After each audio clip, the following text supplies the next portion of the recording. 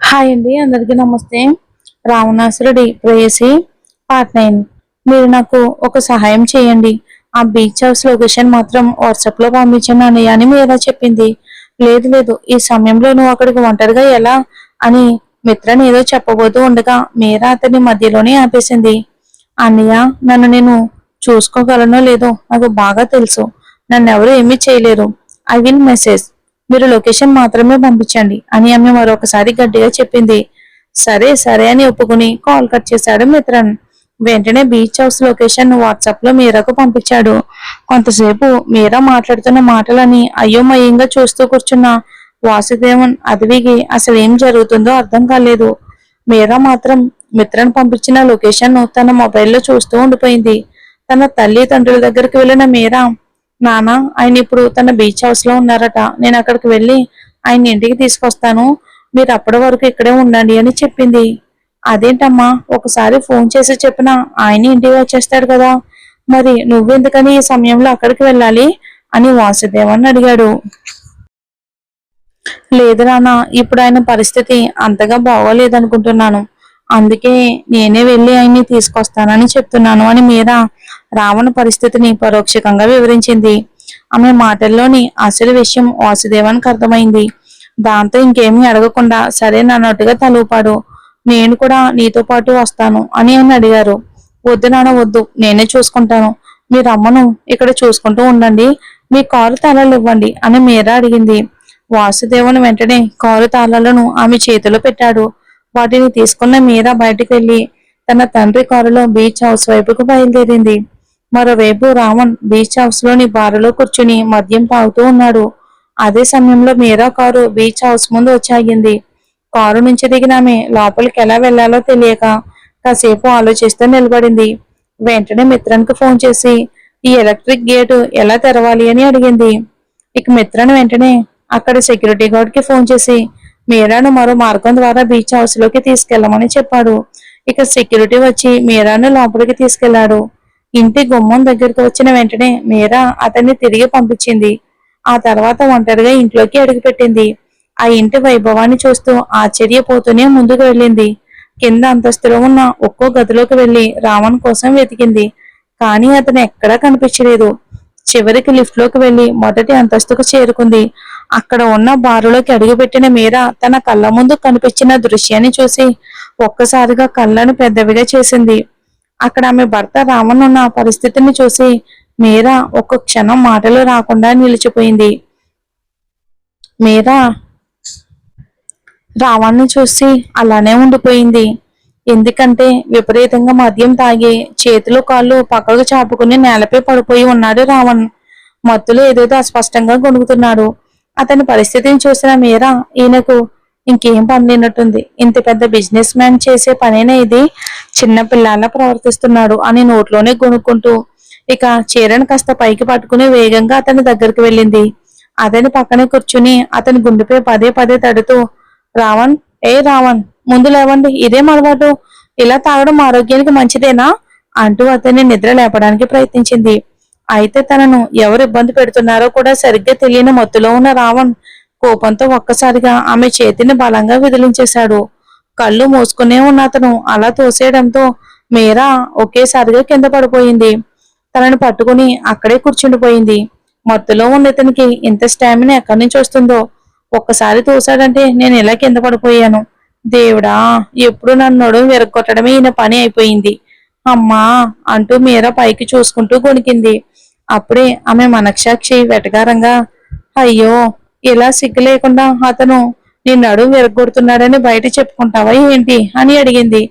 అరే బుద్ధులేని మొద్దు, నేను ఏ అర్థంలో చెప్తున్నానో, నువ్వు ఏ అర్థంలో మాట్లాడుతున్నావో అవతలికి పో అంటూ మీరా తన మనసాక్షిని తిట్టింది.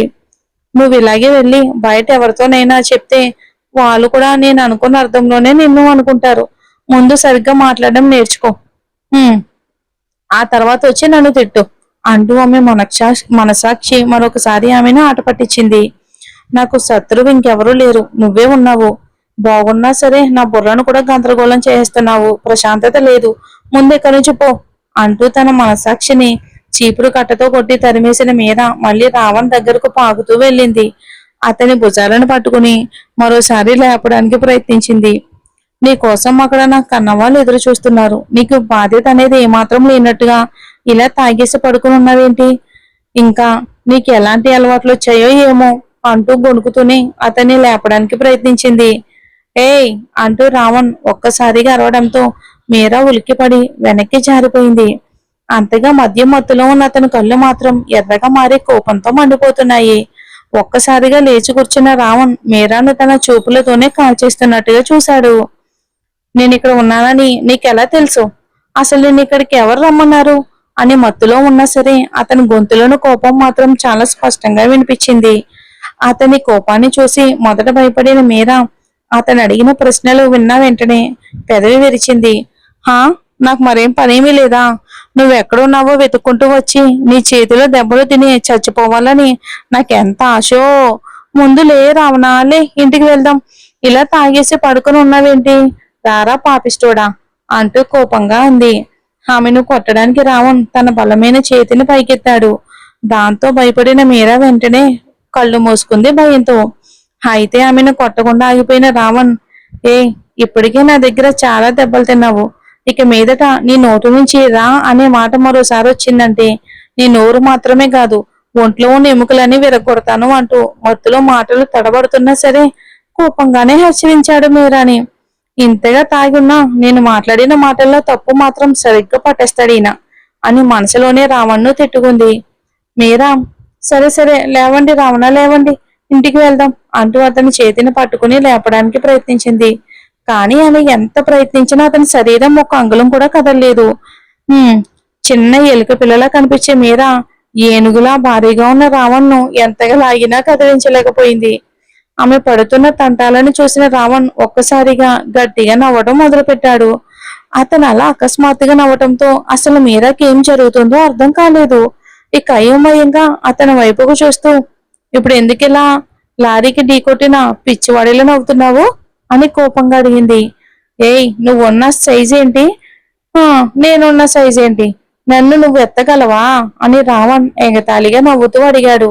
అతని మాటలు విన్న మీరా ముక్కు చిట్లించి అతన్ని కోపంగా చూసింది.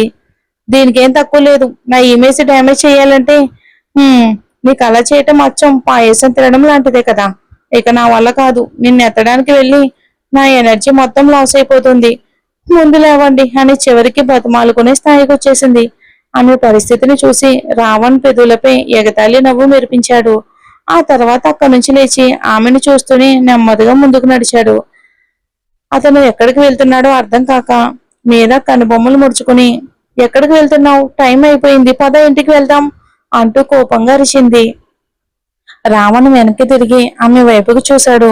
ఆపై నోటిపై వేలు పెట్టి నిశ్శబ్దంగా ఉండమన్నట్టుగా సైగ చేశాడు. నోరు మూసుకో, లేకపోతే నీ గొంతు కోసేస్తాను అని అని అరిచాడు. దాంతో మీరా నోరు మూసుకున్నట్టుగా నిలబడిపోయింది. అయితే కళ్ళు మాత్రం గుండ్రంగా తిప్పుతూ అతన్ని కోపంగా చూస్తూనే ఉంది. ఆమె నిశ్శబ్దంగా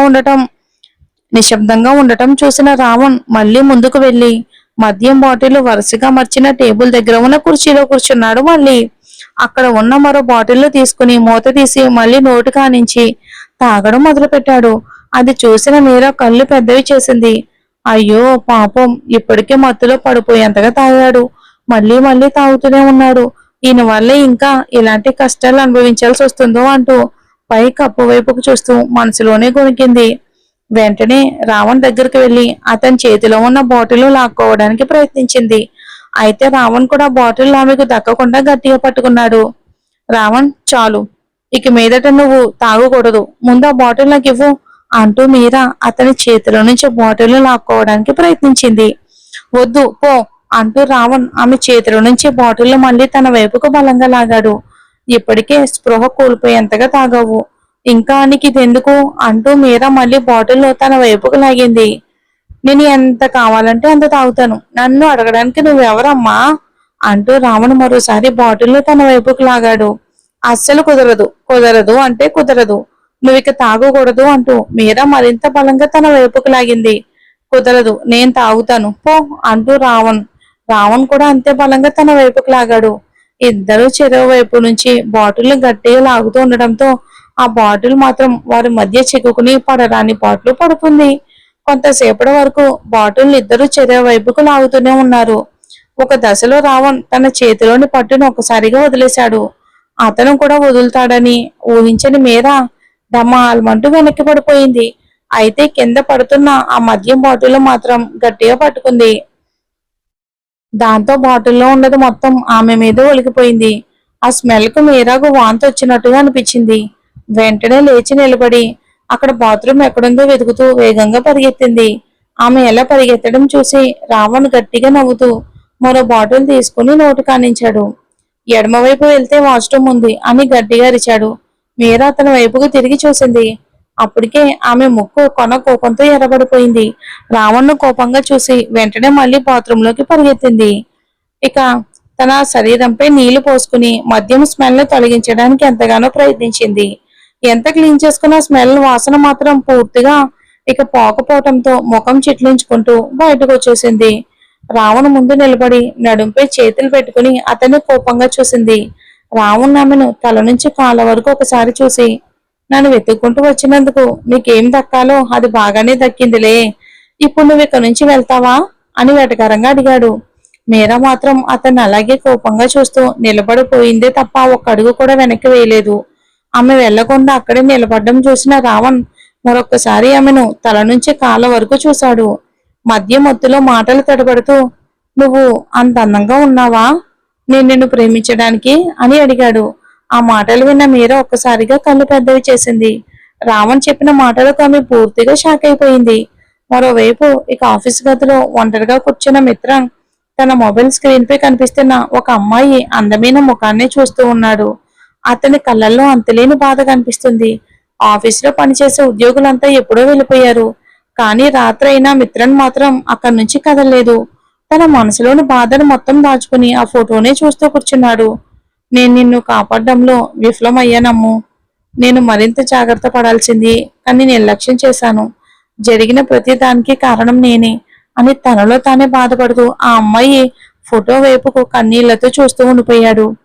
నేనే అమ్ము, నేనే చాలా పెద్ద తప్పు చేశాను అని మొబైల్ స్క్రీన్ పై నవ్వుతూ కనిపిస్తున్న ఆ అమ్మాయి కళ్ళలోకి చూస్తూ ఎవరూ లేని ఆ ప్రదేశంలో ఒంటరిగా కూర్చుని మిత్ర తన మనసులోని మాటలను ఆమెతోనే చెప్పుకుంటూ ఉన్నాడు. ఇంతకీ మరి ఆ అమ్మాయి ఎవరు? హర్షిక మరి రావణ్ని ప్రేమించి ఎందుకు వెళ్ళిపోయింది? నిజంగానే రావణ్ హర్షిక ప్రేమించుకున్నారా? మరి మిత్రన్ ఎవరితో మాట్లాడుతున్నాడు? చూద్దాం అది వచ్చే ఎపిసోడ్లో. స్టోరీ నచ్చితే లైక్ చేసి మన ఛానల్ని సపోర్ట్ చేయండి. కామెంట్ చేయడం మాత్రం మర్చిపోవద్దు. నిన్న చెప్పాను కదండి, పోస్ట్ పెట్టాను కదా, తిరుపతి వెళ్ళి రావడం వలన వీడియోస్ ఇవ్వలేదు, అందుకే ఈరోజు ఇచ్చాను. Thanks for watching.